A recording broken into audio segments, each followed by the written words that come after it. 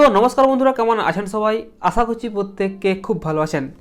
তো অনেকদিন আগের থেকে শোনা যাচ্ছে যে স্যামসাং তাদের Samsung Galaxy S21 FE edition এই ফোনটাকে লঞ্চ করবে, কিন্তু এখনও পর্যন্ত এই ফোনটি লঞ্চ করেনি। এমনকি কিছুদিন আগে এটাও শোনা যাচ্ছিল যে এই ফোনটি চিপ শর্টেজের জন্য আর নাকি লঞ্চই করবে না, কিন্তু এখন এটা কনফার্ম হয়ে গেছে যে স্যামসাং তাদের এই ফোনটিকে অবশ্যই লঞ্চ করবে। আর এই ফোনটা কিন্তু অলরেডি গিগবেঞ্চ সহ গুগল প্লে কনসোল এরকম বেশ কিছু সার্টিফিকেশন সাইটে কিন্তু লিস্টেড হয়ে গেছে। আর এই ফোনটির সমস্ত কনফার্ম স্পেসিফিকেশান, তার সাথে এর বেশ কিছু অফিসিয়াল রেন্ডার কিন্তু আমাদের সামনেও চলে এসেছে। তো আজকের এই ভিডিওতে overall Samsung Galaxy S21 FE edition এই ফোনটি কেমন হতে চলেছে, তারপর এই ফোনটির কত দাম হতে পারে আমাদের ভারত ও বাংলাদেশের বাজারে, এবং কবে নাগাদ লঞ্চ করতে পারে, সমস্ত কিছু নিয়ে আজকে আলোচনা করব। তো সেই জন্য ভিডিওটি শুরু থেকে শেষ পর্যন্ত অবশ্যই দেখবেন। আর ভিডিও ভালো লাগলে একটি লাইক করে দেবেন এবং চ্যানেলটি সাবস্ক্রাইব করে পাশে থাকা বেল আইকনটি অবশ্যই প্রেস করে রাখবেন। আসুন আজকের ভিডিও শুরু করি।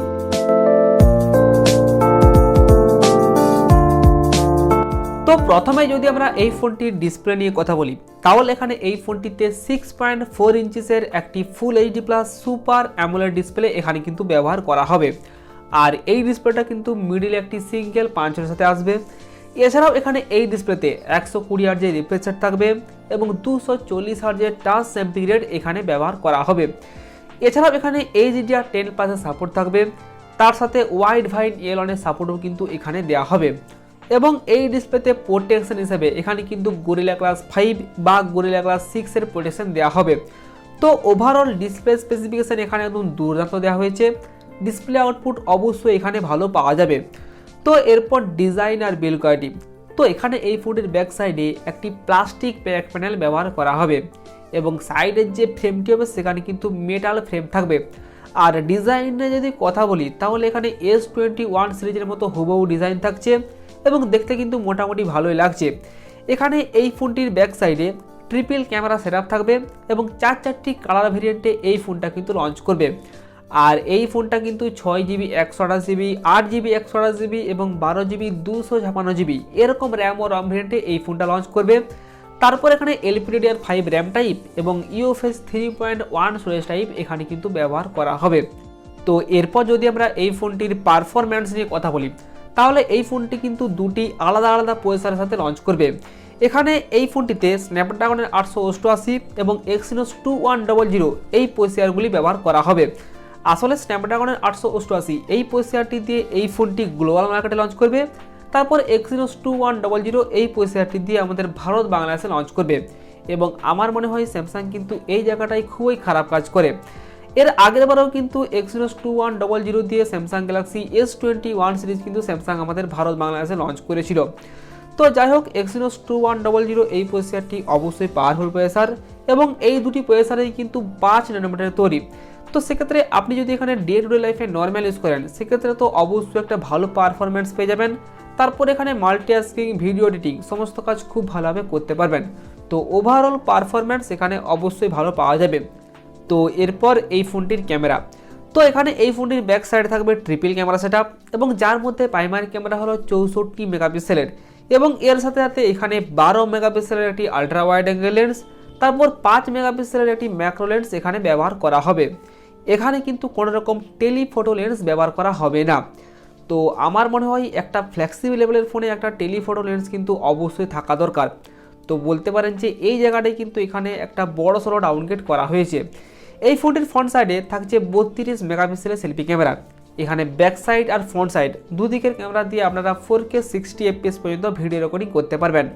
তো ওভারঅল ক্যামেরা স্পেসিফিকেশন এখানে মোটামুটি ভালোই দেওয়া হয়েছে, তবে এখানে আরও বেশ কিছুটা ইমপ্রুভমেন্ট করার কিন্তু দরকার ছিল।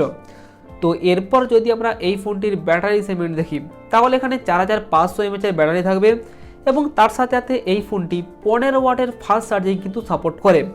হ্যাঁ, স্যামসাং কিন্তু এই 15 ওয়াটের চার্জারকেও ফাস্ট চার্জিং বলে দাবি করে। আর এই চার্জারটি বক্সের মধ্যে দেওয়া হবে কিনা সেটা কিন্তু এখনও পর্যন্ত জানা যায়নি, তবে যতদূর সম্ভব এখানে বক্সের মধ্যে কোনো রকম চার্জার থাকবে না। তো স্যামসাং তাদের ফ্লেক্সিবল লেভেলের ফোনগুলোতেও কেন যে এমন কাজ করে আমি জানি না। এখানে আমরা অন্ততপক্ষে 25 ওয়াটের একটা ফাস্ট চার্জার তো আশা করতেই পারি।